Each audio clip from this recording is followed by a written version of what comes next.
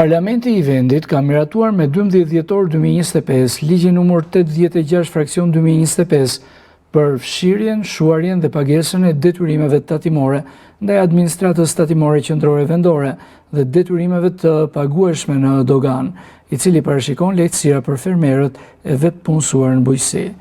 Sipas këtij ligji, parashikohet fshirja e gjobave dhe kamatvonesave për sigurimet shoqërore dhe shëndetësore për këtë kategori për periudha të ndryshme tatimore. Po, çfarë parashikon ky ligj?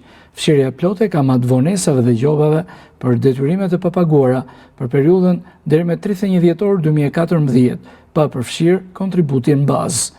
Shuarja e pjesshme e detyrimeve për periudhën janar 2015 31 dhjetor 2024 me kusht që të paguhet 100% e kontributit deri me 31 dhjetor 2026. Ligji parashikon gjithashtu që kontributet për sigurimet shoqërore të vetëpunësuarve në bujqësi për periudhën nga 1 tetor 1993 deri me 31 dhjetor 2024 të paguhen pa kamatavonesa sipas niveleve të përcaktuara në vendimet përkatëse të qeverisë. Vlerat e kontributeve vjetore janë: zonat fushore 38.400 lek në vit, zonat malore 29.400 lek në vit.